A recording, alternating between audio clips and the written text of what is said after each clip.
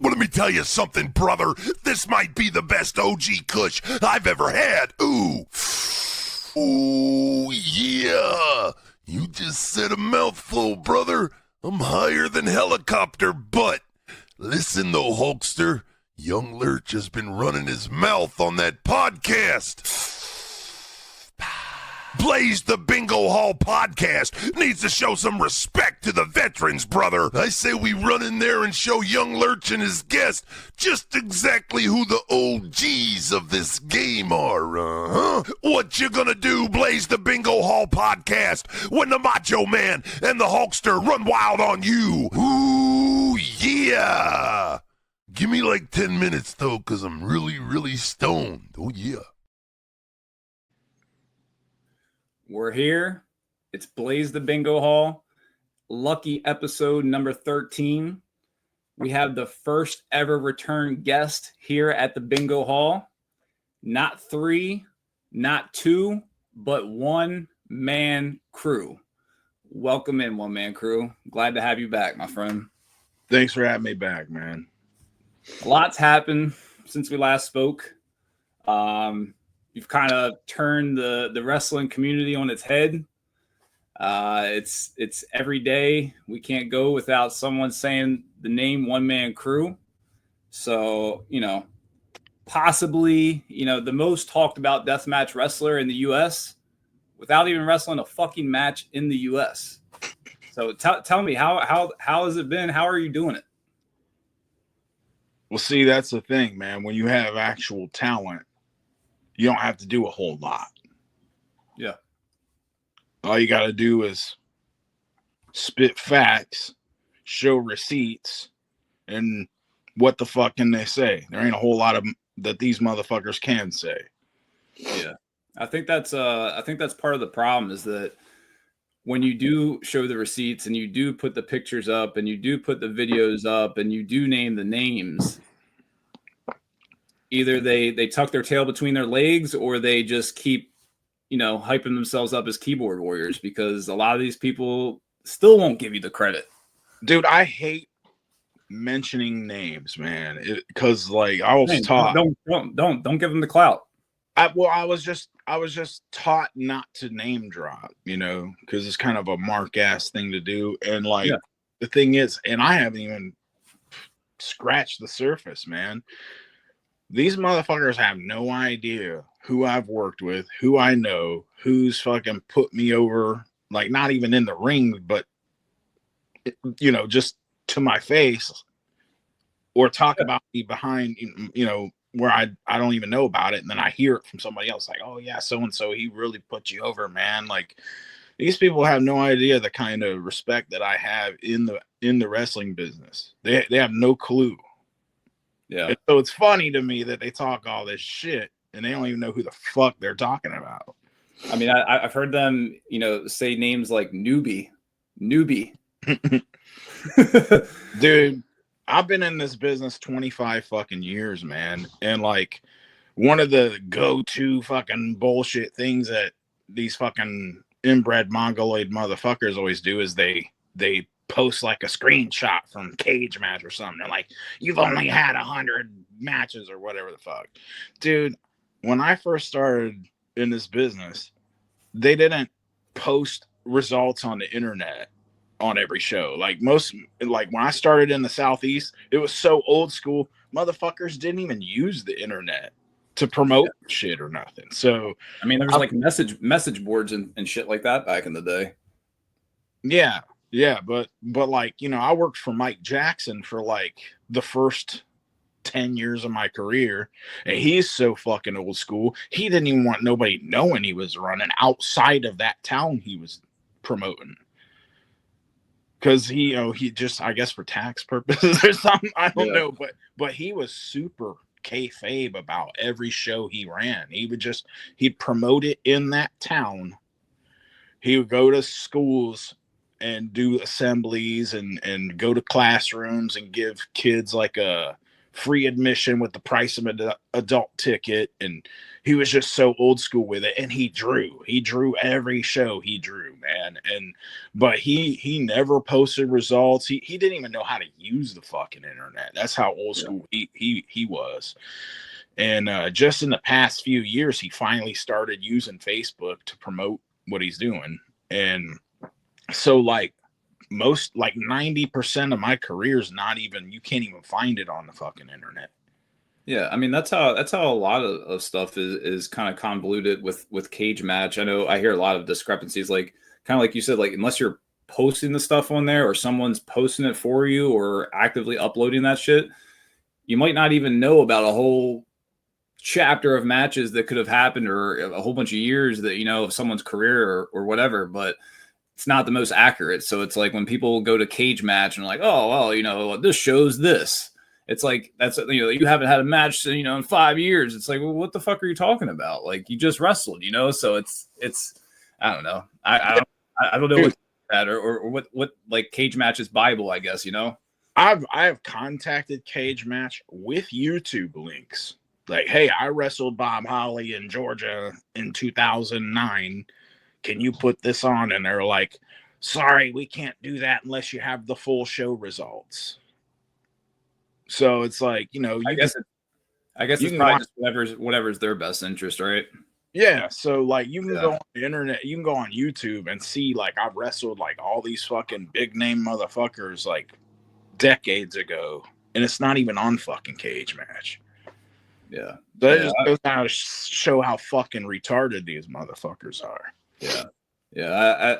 Like I said, it's like just watch one of the videos that you post. You know what I mean? One of the YouTube clips. I mean, that's as real as it gets. You don't need to see cage matches. You know, see you whooping somebody's ass on video. You know what I mean?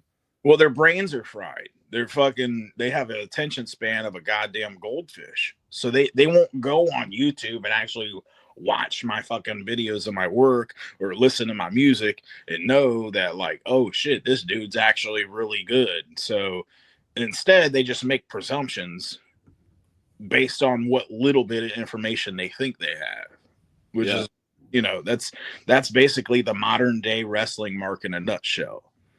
I don't know who you are. So until you prove to me what you've proven to millions of people all over the world, I'm going to treat the only pro in the room like a fucking jabroni. And then I'm going to dick ride all these wannabes pretending to be pros. That's what it's like, dude. It's fucking, it's ridiculous. Yeah.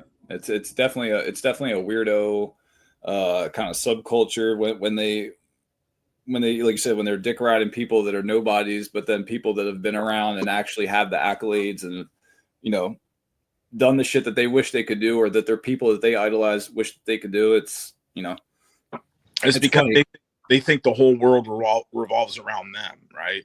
Yeah. So it's like a cognitive dissonance for them to discover something that they, you know, to them it doesn't even exist. And then when they find out about it, they're like, oh fuck that, I don't know about it, so fuck that. Well, it's a lot of their own projections that they could never do something like that, so that's why they hate on it, you know. Oh yeah, dude, that's the main fucking thing that I use to get heat with these motherfuckers is show them straight up, dude, I have done shit you will never fucking do, and it burns you up. It's like dumping fucking hot coals on their fucking head. Definitely, because here's, you know, perfect instance right here. Coming up on July 12th, you have a tune-up match against Dan the Beast Severn. So we'll go ahead and put that up here in Indiana. So it'll be a cage match against Dan Severn. And I feel like you're going to leave him laying like you did before, kind of, you know, just you had him choked out. And, you know, what's going to happen to Dan on the 12th? Well, I wouldn't call it a tune-up match because that's Dan the Beast Severn. That's a fucking 3-category UFC champion, UFC Hall of Fame, 2-time world's heavyweight champion. That motherfucker is a beast. Yeah, literally. So it's hard to say what could happen in that match. Yeah. I really don't know at this point. I won't know until I'm in the ring. So, you know, I don't get it. Basically, when you're in the ring with somebody like Dan Severn, he's the fucking boss. You're going to do what the fuck he says. And if he wants to be a nice guy, he'll be a nice guy. And if he don't, then I'm fucked. So that's just kind of how it is. And everybody's like, oh, yeah, he's an old guy. Why you keep wrestling these old guys? Well, a 60-year-old Dan Severn could fucking cripple a 20-year-old motherfucker. So, Yeah. You know what I mean? The guy can ragdoll anybody, even at his age now. A lot of those guys that were from his era, Ken, like, you know, like Mark Coleman and a lot of those guys that just have that natural, like, you might look at them and think like, oh, they're not that strong or not, you know, they may look like an everyday person.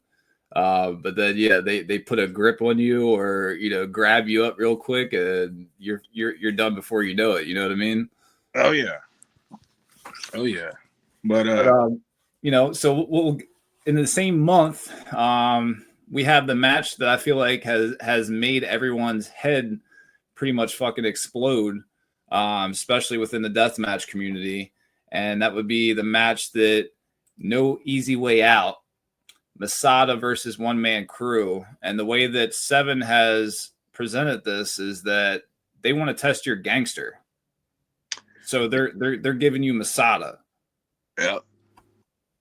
Yeah. This, I mean, I'm not gonna even fucking front, dude. It's a pretty scary thing when you go in the ring with somebody like Masada, especially under these circumstances where, you know, these fucking marks want to see this guy shoot on me and fuck me up.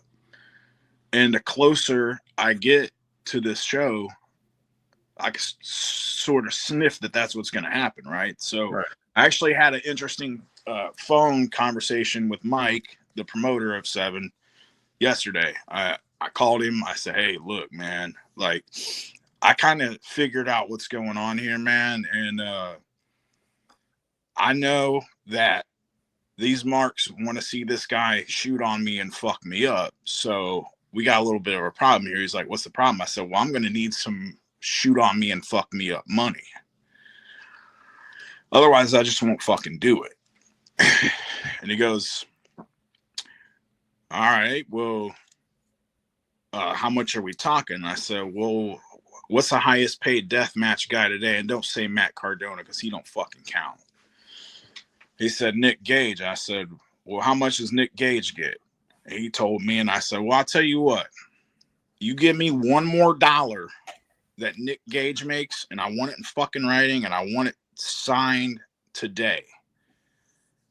And by God, he faxed it to me. I signed it, and I fucking faxed it back. And I am now officially the highest paid deathmatch guy on the U.S. Independence today. And all I did was talk shit to a bunch of fucking marks on a Facebook group. Let's fucking go. Either I'm the biggest mark in the world and I'm the one getting worked, or I'm a fucking genius. So I'll let you fucking genetically modified goblins who jack off to chicks with dicks figure that one out. He's getting paid, baby. Getting fucking paid. Getting fucking paid. And I've seen, you know, you've been getting in shape, you've been slimming down, you've been hitting the gym. So, you know, I think that if they do think that Masada is going to go into business for himself, and that seems to be the narrative, the part that no one's talking about is what if One Man Kru goes into business for himself? What if he leaves Masada lane in the middle of the fucking ring? Then what? Then what will they say? Well, first of all, I'm a fucking professional. All right. If you want to work, we can fucking work. Right. But if you want to shoot, I'm going to try to kill your motherfucking ass. That's just how it is. Plain and simple.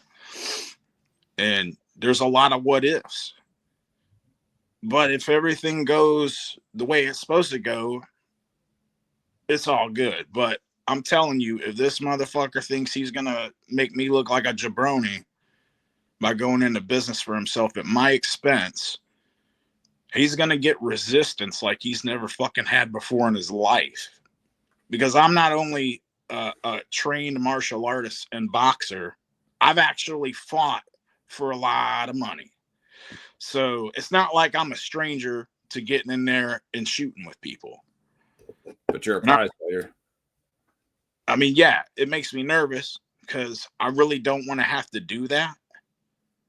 But if I have to, I will. And I don't think people realize that it's not going to go the way they think it's going to fucking go because, you know, I'm not a fucking pushover. And they're going to find that shit out on July 26th. That's for damn I sure. mean, I can't wait. I'm going to pull it up one more time here. For anyone who has not seen, it will be Masada versus One Man Kru at No Easy Way Out at 7 in Houston, Texas, July 26th. So if you're in the area, if you're not in the area, this will be one to attend. Yeah, I'm definitely looking forward to seeing how this one plays out. But yeah, I think that there's a lot of, like you said about the marks, there's a lot of comments, there's a lot of people putting bullshit out there. And even today, I try to gauge the temperature a little bit and see, is there anyone that wants to ask One Man Kru anything? You know, one of the typical questions that they like to say is, did you pay to play in Japan is always the narrative, right? So let's talk about that. Dude, I have never flew myself anywhere. That's what these motherfuckers keep saying. I have either been flown by a promoter or sponsors flew me. You know why? Because I'm not a fucking mark. I made a living doing this shit. Yep. And I got over. And I stayed over. And I was only supposed to be in Japan for 6 weeks. I ended up staying 6 years. So put that in your pipe and smoke it, motherfuckers. Yeah. Yeah, they don't know what to say to that. And speaking of shoots, I came across you were involved in a shoot in Japan, so you're not unfamiliar with shoots. Let's go ahead and pull it up here. I don't have the video. I just got like some clips here, just with the captions on here. But One Man Kru traveled to Japan and began working for 01 and other promotions to gain national experience applying his trade. He personally sent me this video. That was to Bill Apter, I believe. But there's an incident with Naoshi Sano, which is his ex-girlfriend you were involved with. And he had found out that you were dating her and he didn't want to put you over in a match. And I watched the video. It was odd. It was like, he like you said, he was definitely being resistant and, wanting to do what he wanted to do. But it seemed like the One Man Kru handled him at the end. Well, the thing that pissed me off about it is his goofy overselling. Yeah. Like he was trying to like Shawn Michaels you and fucking versus Hulk Hogan type shit. Yeah. That's exactly what it was. And the fact that he didn't want to put me over, I kind of took exception to that too. Because I mean, look at him and look at me. That motherfucker, like, I've taken fucking afternoon shits bigger than that cocksucker. Yeah. And it just irked me when he started fucking overselling like a goofy cocksucker. So he was sandbagging you. Yeah, he was sandbagging me. He was overselling me. He wasn't cooperating with me. So I got pissed off. That's all that was. Yeah. And that's not even a real shooting. Like there's this guy named the Kabuki, who's like the kayfabe son of the Great Kabuki, Great Kabuki is actually one of my mentors, and he hated that motherfucker. So this motherfucker, one time I said hello to his girlfriend. I didn't know that was his girlfriend, and he got jealous. So every time I was in the ring with him, he'd try me, and I'll tell you what. He did it. The last time he did it, he had to relearn how to fucking swallow. So he never did it again. Right. And that's on YouTube. You can see that too. That's so I think it was on the same video that the Bull Buchanan incident. I don't know too much about it, but from what I understand, there was a promoter that paid him to shoot on you in the ring. No, that's not what happened. I thought that's what happened, but that's not. Was it a misunderstanding then?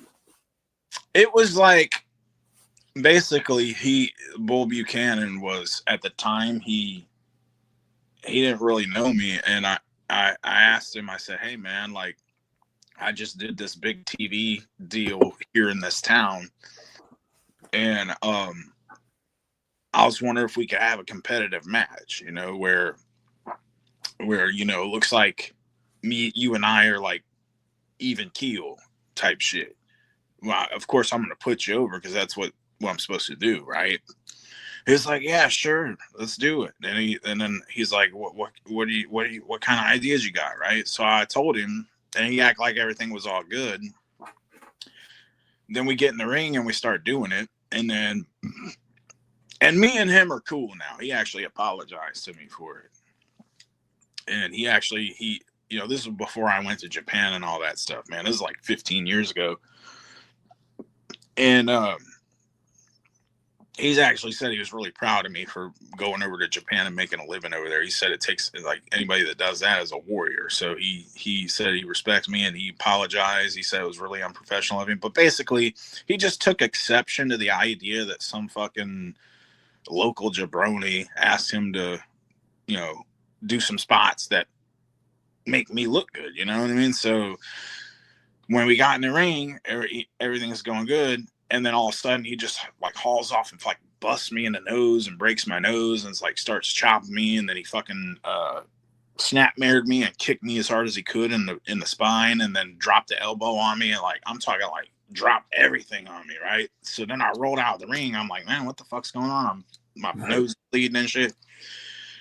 And I was like, man, what do I do? I get back in the ring, or do I fucking take a count out and look like a pussy? I said, well, I'm not no fucking pussy, so I'm getting back in the ring.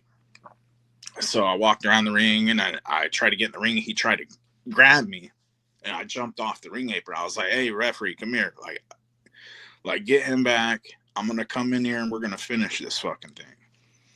So I get in the ring, and I told him, I said, look, dude, I don't know what's going on, but, you know, just finish me off. So we interlocked fingers, you know, like, and I knew what he was gonna do. I just fucking let him do it because I was booked to do a job for this guy. So then he like tackled me and put me in some neck crank, and he was talking shit to me while he was in there, and I was like, dude, you're fucking hurt, you're breaking my neck. So he's like, you better tap out. So I tapped out and I rolled out of the ring, and he's like, let that be a lesson to you. And then we backstage after that, I was ready to fight, but he said, do you want to go again, or do you want to know what you did wrong? I said, tell me what the fuck I did wrong. So he was like, I heard that you didn't want to put me over. I said, what? That's bullshit. That's not true. I said, no, I just wanted to have a competitive match to where it looked like, you know, to where you and I look like we're like on an even keel, because I'm trying to sell merchandise here. I'm trying to make money selling. I just sold $500 worth of merchandise. So I can't sell that much merchandise to people and then look like a fucking jabroni, or they're going to feel like, why'd I buy this guy's shit? Yeah. So it's just a misunderstanding, man. Like, and like he apologized for it, man. Like since then, you know, it's all good now. But yeah, it was fucked up at the time. I was really pissed off. But what people don't know is we went back in the ring that night in a battle royal, and I kind of got some receipts on him in there. See, that's where I was confused at, because I thought that's where I thought it happened in the battle royal, because I remember you saying during, I guess, where you were talking to Bill after that you got to eliminate him, so you kind of got him back, right? Oh yeah, I forgot. So yeah, before that incident, so this is why he already had it out for me, right? So we're in this battle royal, and Mike Jackson tells me, who he's the booker, he's a promoter. He says, go eliminate Bull, right?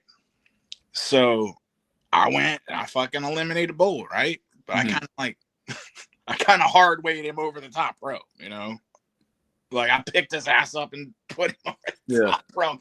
And I don't think he was expecting this, because when I came backstage from you know, he was eliminated, and I was in there for another like 5 minutes or whatever. Mm-hmm. He went back to the dressing room and fucking zip tied my bag shut and zip tied it. You know how like in the locker rooms they have those like benches that are like concrete, like it's like a pole, like a metal pole that's down in concrete. Yeah. He fucking zip tied my shit to that fucking metal pole and zip tied my bag shut. I didn't know it was him, but I figured it out later that it was him because he was mad at me that I fucking picked him up and dumped him over the top rope. That's funny. Yeah, so he already had it out for me because of that, right? Yeah. Because I don't think he was expecting. I thought he knew what was going to happen because, you know, I thought Mike had told him beforehand that I was going to be eliminating him. Okay, so that's where the promoter comes into it, because I knew he had something to do with it, right? I guess he was kind of, you know, pulling little strings a little bit just to fuck around maybe, and then Bull was like, not, you know, obviously he wasn't in the know, so you know what I mean? Yeah, so it was just a big misunderstanding, man. And then like I had a conversation with the promoter at one point over the phone, like prior to that match, and I was like, can we do some other kind of finish where, like, you know, it creates an angle for us to have another match and make some money, you know, like, can we do like a double count out or something like that? And because I was trying to think long term, like when we come back to this town, I want to keep working with this guy, right? Right. Because it makes sense, you know. I eliminated him in the battle royal.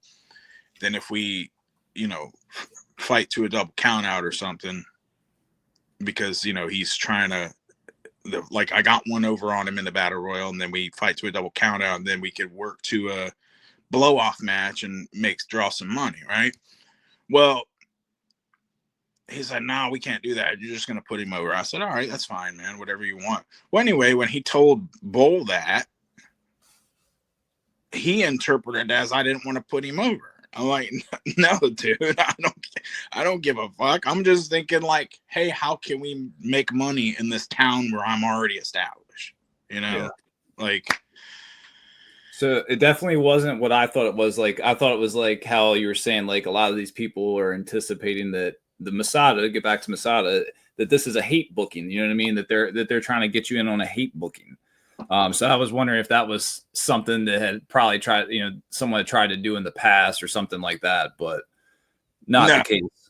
No, it wasn't like that at all. Actually, I was supposed to wrestle Tommy Wildfire Rich that night, and he had to pull out of it last minute. So, and then Bull came to replace him. So no, it wasn't nothing like that. Okay. There was just a misunderstanding, man, and it's all good now. But the only reason I didn't like fight back or whatever is because, you know, I was supposed to do a job. So I just went in there and did my job. I wasn't getting paid no shoot on a motherfucker money. So I was just like, hey man, just finish me off and let's fucking go home, you know? Yeah. Yeah. But do you think that a lot of, like, I guess the jealousy, I guess is what it is, that it comes down to with these people is because, I mean, you have the accolades, you have the accomplishments. So, I mean, if you weren't doing the things that you say you've done, then they wouldn't be, I guess you wouldn't matter, you know what I mean? But because you have done these things that they could never do, that's why they can't get you out of their mouth. Like, yeah, pretty much. I mean, we're talking like outside of the wrestling business too. Like when you have, they say music industry too. Yeah, when you have success outside of wrestling, you can come back to it and get whatever you want, and that's true, even on the independent level, man. Because, like, you know, I've done TV and movies, and I'm getting residuals from SAG-AFTRA, and I have that for you right here. If we the infamous SAG, yeah, this one hurt a lot of people's feelings when you posted this one. Yeah, because they wanted to know how much my royalty check was, and I was like, man, none of your fucking business. Yeah, but it ain't no 74 cents or whatever these dumb fucks are saying it is. Yeah. And And then on top of that, dude, I'm getting residuals from BMI, Broadcast Music Incorporated. I'm a chart-topping, award-winning fucking music producer for multi-platinum artists. So it's not like I need wrestling to be relevant like these dumb motherfuckers are saying. I like the wrestling business and I want to make money at it. So, you know, and the deathmatch scene, the problem I have with it is, and this is the big question I keep getting asked, is what's your fucking problem? Like, why do you hate deathmatch? Why do you hate deathmatch wrestlers? Why do you hate deathmatch marks? Well, I don't hate deathmatch. I just hate the new generation of fucking cocksucker marks. Yeah. Who fucking expect everybody to kill themselves for nothing. And then the beef I have with deathmatch wrestlers is primarily just the fucking glorified yard tard wannabe motherfuckers that wrestle in a backyard and they film it and they're cutting themselves up for fucking $40 a hot dog and a fucking 6-pack of beer. The problem I have with it is deathmatch is supposed to be a big blow off with a big payday for an angle. You know, there used to be big money in deathmatch wrestling. Yeah. But now these motherfuckers all do it for nothing. So, you know, there's not a lot of psychology in it anymore. You know what I mean? Like, it's always, you hit me, I hit you. You hit me with the tube, I hit you with the tube, and you hit me. It's like, that's cool, you know, whatever. But like, it gets old after a while, and then it's like, also like you said, you're killing yourself for what, you know? Yeah. But, so my goal is to bring money back to fucking deathmatch wrestling, and I think I'm doing a pretty good job, and I haven't even wrestled yet.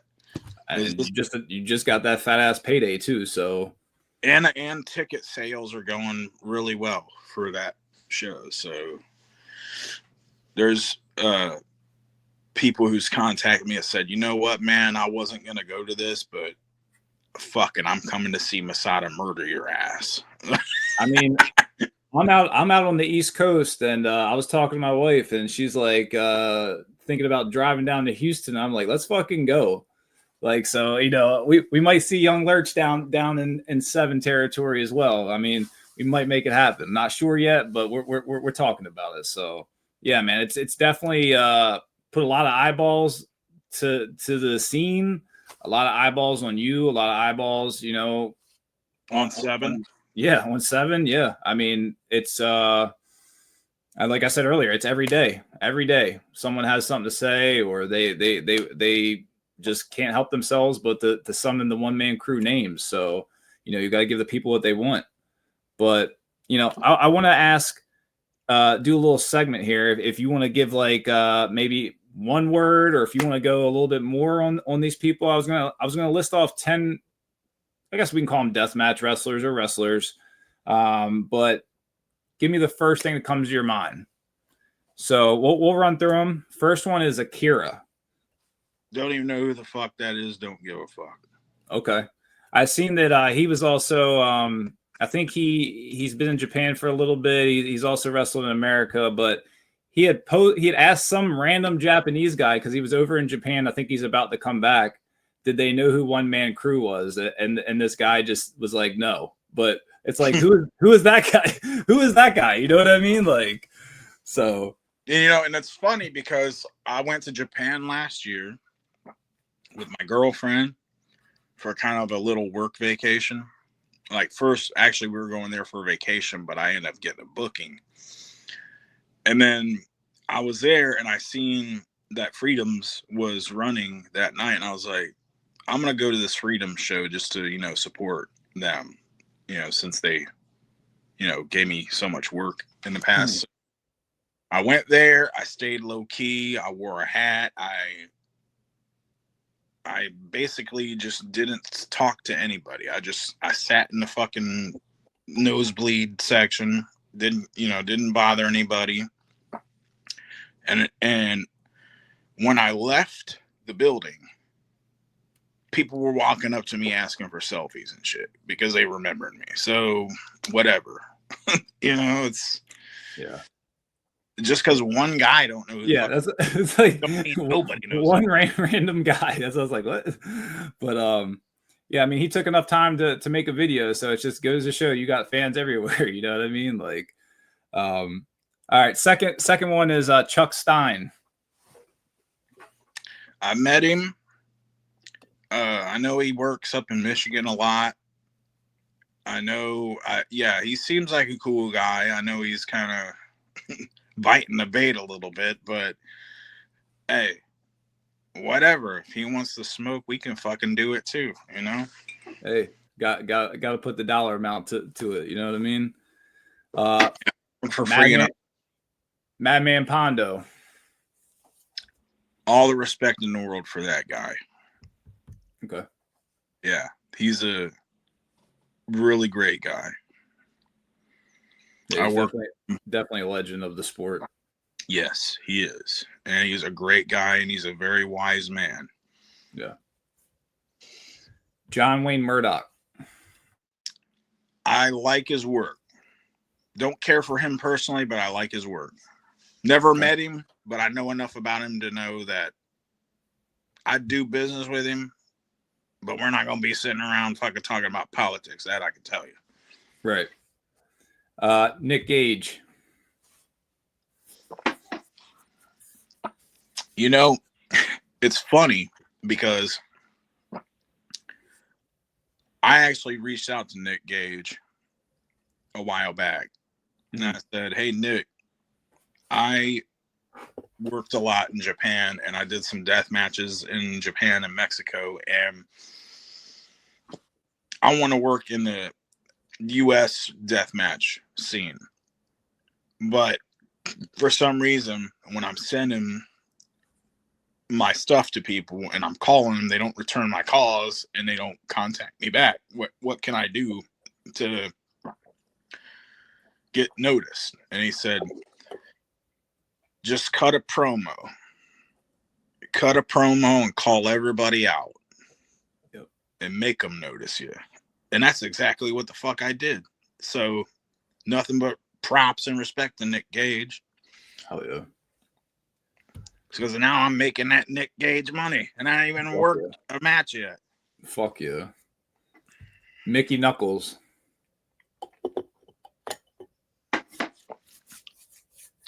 No comment. Okay. I'm just kidding. I know Mickey. I like her. She's cool. Okay. Matt Tremont. Don't know him, never met him, but I like his work. Okay. Necro Butcher. Really cool dude. I smoked weed with him once at the gathering of the Juggalos. We were both working for JCW at that time. Super cool guy. All right, we got two spicy ones to end with. Violent J. I wish somebody would book me in a death match with that motherfucker. That's what I'm fucking saying. That's what I have that I have that written down as well. Is when the fuck are we going to see One Man Kru versus Violent J in the fucking ring? Dude, I'd give my left nut to get my hands on that cocksucker. Yeah. Since we last spoke, I've seen so much shit about him, even more shit that I guess people already knew. With them talking to underage girls on the hotline shit and fucking whatever else, and then Shaggy's coming out and defending it, and I don't know, man, that shit's weird, real fucking weird, and it's just like I don't know.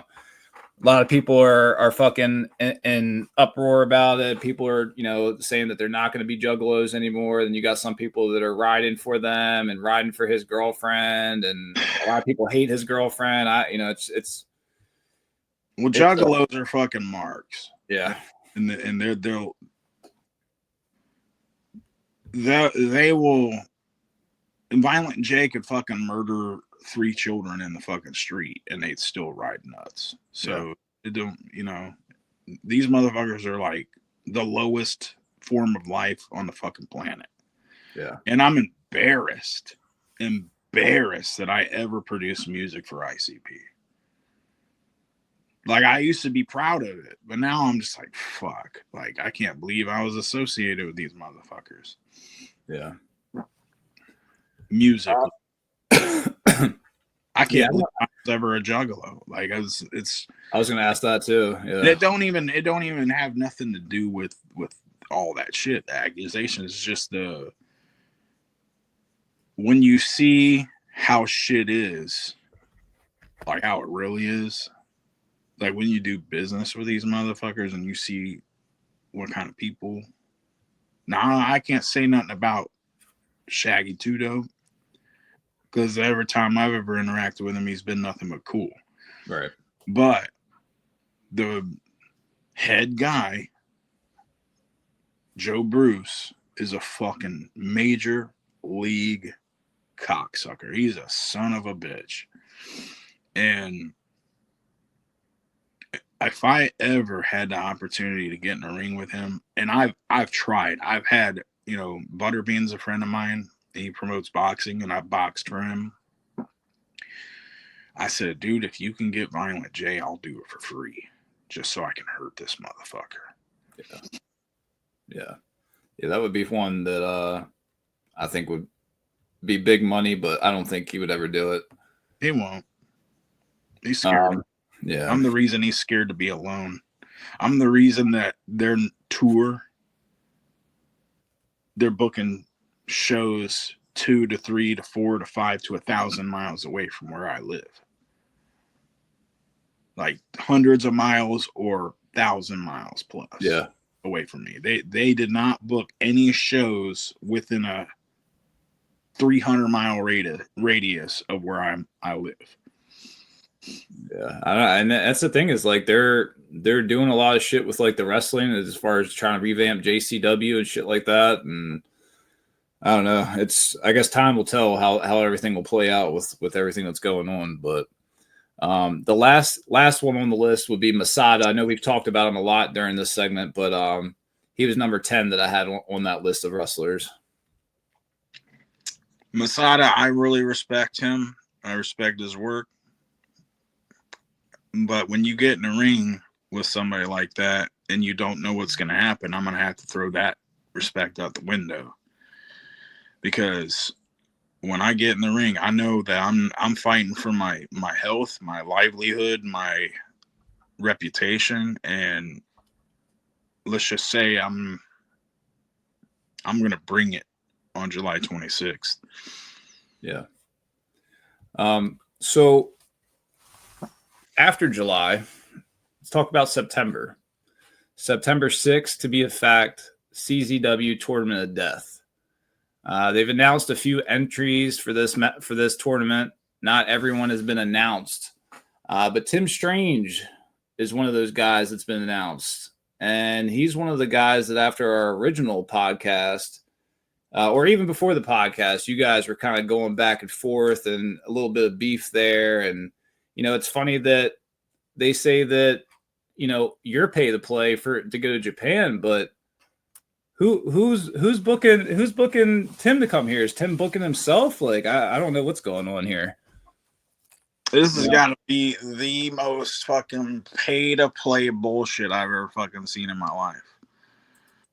Like, I just don't get it, because I know CZW don't have no fucking money to fly nobody in. DJ Hyde is a broke motherfucker. He can't afford me, so I don't, I know that ain't fucking happening for me to go in Tournament of Death to fight Tim Strange. But I tell you what, if any other promoter wants to book it, we could fucking do it. Yeah, I mean, I'm sure you don't have a problem flying to the UK either if the price is right. Yeah, I'm not flying myself. That's for goddamn sure. And if they're gonna give me some Nick Gage money, I'll go over there. Yeah. Let's pull this up. So let's give you this list of I just seen this the other day, some Deathmatch tournament champions here with the most wins. So Do any of these guys, do they, we talked about Madman Pondo, much respect for him, but there lies Masada right there in the middle. And like I said, you haven't even wrestled a death match here, and you're taking one of the top guys right out of the chute. So, all these other people on here, they could be envious, but it's One Man Kru. It's One Man Kru that's going to be there. And, again, they want to test your gangster. So, I guess you're gonna show them how gangster you're gonna get. I've wrestled some of those guys. Yeah, like Corporal Robinson, right? You've had ties with him, right? Oh yeah. He helped me out a lot. Yeah. When I told him how Violent J fucked me over, he basically came out of retirement and put me over. And we had a copy of the JCW belt because he never lost it. So he dropped that to me as a fuck you to Violent J. So I rebranded it the Lineal World Championship, and I've been defending that for like the past 4 years. Will that be on the line against Masada? No, I'm not gonna put that on the line against Masada because it's a death match. It's not like a regular match, or a hardcore match. But it would be interesting to put title versus title. But think about this though. So not only will you be the highest paid deathmatch wrestler, but you'll also be the ultra violent king once you walk out with the W. Oh yeah. Yeah, that would make their fucking heads explode, wouldn't it? Yeah. I mean, what do you think's worse, the deathmatch marks or the Juggalo? Call them marks, I guess. Juggalo marks, where they're kind of go hand in hand. I'd say the deathmatch marks because Juggalos, they're just naive fucking sheep. They can't help it. They can't help but be fucking retarded. That's just how they are. But deathmatch marks, they can help it. They're just pricks and douchebags and fucking keyboard warrior motherfuckers who have no respect for the history of wrestling or the history of deathmatch. It's just if it's not current and it's not in their consciousness, it don't count to them. So they're whack. Yeah, I've seen there's a couple, or it might be one in particular, that they hate on Crowbar, and they talk all this shit on Crowbar like he's this like he's bad for the industry or he's bad for deathmatch type shit. And it's like this guy, Crowbar, Devin Storm Crowbar. Yeah. Fuck. Yeah, and that's the thing because he was cutting promos recently, and he wrestled against Tremont, and he was in character, you know what I mean? And people get in their fucking feelings, and they think they can't, I guess, decipher the difference sometimes. But like you said, that's I guess why they're I don't know what's going on. I guess there are a few screws loose going on up there, but but Devin Storm, so like he's a fucking vet, he's a goat, and basically he had said some things to this person and said, like, why would I bleed, or why would I do this with someone who probably doesn't even get blood tested regularly, and I have a family and a real profession and shit to lose, versus just going out there and cut myself every fucking day and doing stupid shit for no fucking reason, just for your entertainment and not getting paid. And there was nothing that he said that was wrong. And I was like, yeah, I kind of agree with him. And she's like, oh, well, he's terrible. I'm just like, these people you can't fucking win with these people. It's like, they won't look past the reality of the situation. It's like, what pro in this business wants to fucking wrestle in a death match for fucking somebody with a name like him for a couple $100, a fucking hot dog and hepatitis? You know what I mean? Like, yeah. There ain't nothing wrong with anything he fucking said. And that just goes to show how fucking mutagenic, fucking genetically modified goblin retard cocksucker motherfuckers that jack off to chicks with dicks these motherfuckers are. Like they don't understand that, oh, a pro don't want to go mindlessly cut himself up for nothing. But they will fucking jack off to these motherfuckers that go in there and fucking destroy themselves for nothing. Perfect. It's fucking retarded. Perfect example of it. Perfect example of it. Because like you said, it's like they shit on him who's a fucking pro, but then the ones who will just go do it for nothing, they act like they're fucking gods. Yeah, it's that's why I say that's worse than juggalos, man. Because these motherfuckers, it's like, oh, you don't almost fucking you don't risk hepatitis C, you're not shit. Yeah. You don't fucking go out there and fucking suffer through a bunch of pain so I can jack off to it. Well, you're a fucking no-name jabroni. Yeah. Because at the end of the day, those people, they don't really give a fuck about you, because they pack your shit up and they go home and they go about their life, and you're the one that's fucking, like you said, got hepatitis or got fucking whatever the fuck you got. You're sore as fuck. You can't move. You know. Yeah, so, and they don't give a fuck because they paid their little $50 or whatever. Yeah, and they feel entitled because of that. That's why on July 26th, I'm gonna take their little $50 and give them nothing. Yeah, and they're gonna be left sad. I can see there's gonna be a lot of tears in the eyes of the wrestling marks once you do walk out with the W. So yeah, I'm gonna walk out with the title, the win, and the fuck you to all you sons of bitches. Yep. I wanted to ask you about GCW as well, because they have their annual backyard event for 4th of July. I think they need One Man Kru on a show, whether he's invited or not, to come to New Jersey and lay waste to the entire card. Just because, this is like a private event they do every year. And, who's to say that One Man Kru just won't show up and fucking lay waste to all the yardcore fucking hillbillies, right? Well, number one, I'm not a yard tard, so I'm not interested. Okay. So They don't have enough money. They don't have enough money for you then, right? They could offer me $1 million. Okay. I would still say go fuck yourself, because I am not gonna destroy my credibility as a pro doing backyard bullshit.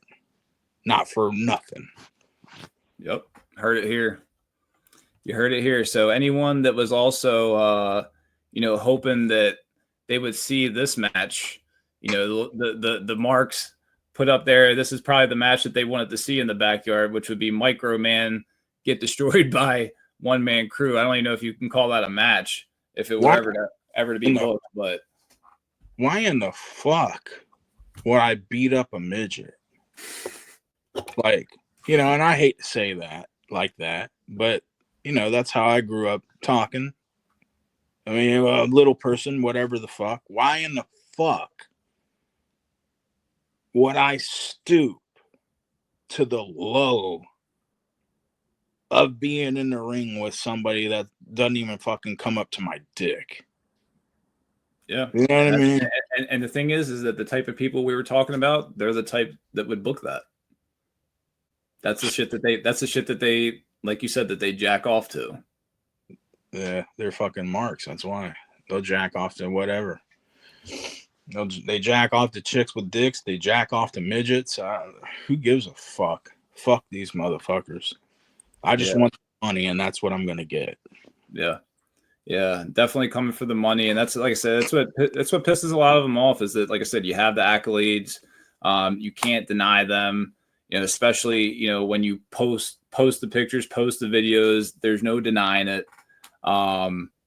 Is there anything else that is in the works that you want to put out there? Or you just got to say, look for where you've seen me already booked, and either show up and catch this ass whooping in person, or you got anything else that you want to put out there into the ether in the bingo hall?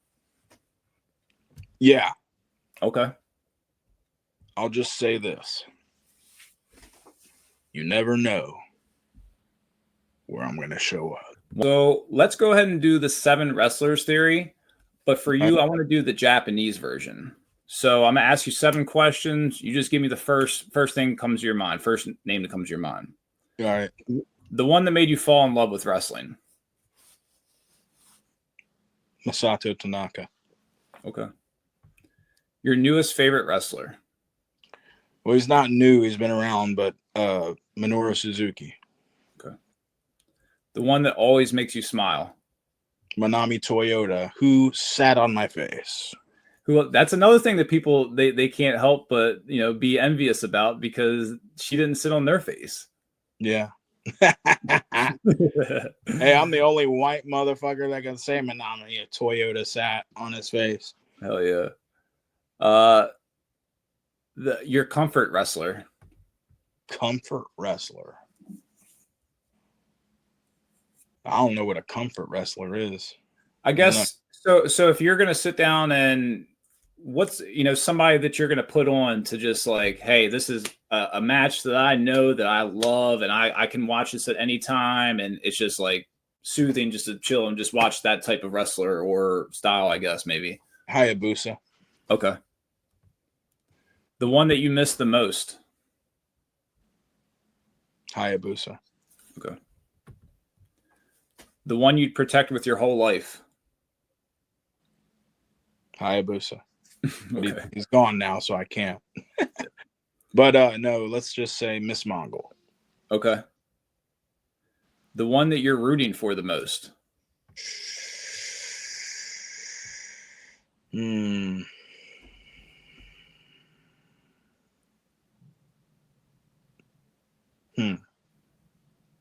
I'd say my sensei, Fugo Imeji. Okay. When's the last time you've seen him? Last year. Okay. So, yeah, man, I appreciate you for coming on. Like you said, you never know where you're going to show up. You never know where you're going to find One Man Kru. You say his name and he might appear and he's no fucking Joe Hendry.